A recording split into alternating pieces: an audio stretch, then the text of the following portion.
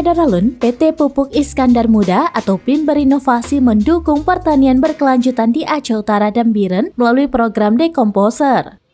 Program itu bertujuan untuk mengembalikan struktur hara tanah, sehingga penanaman padi ke depannya mendapatkan hasil lebih baik sesuai diharapkan.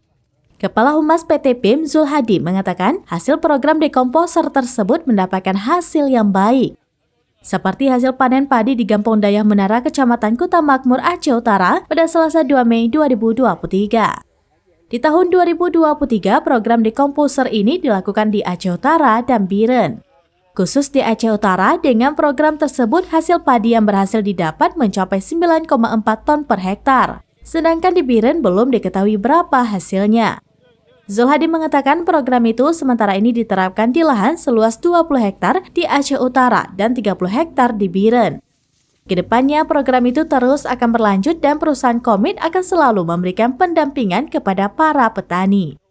Namun sebelum diterapkan program tersebut, hasil padi didapatkan petani mencapai 9,8 ton per hektar. Setelah diterapkan program ini, hasil panen padi didapatkan meningkat hingga mencapai 9,6 ton per hektar. Dari Luxmawe, Zaki Mubarak, serambinews.com.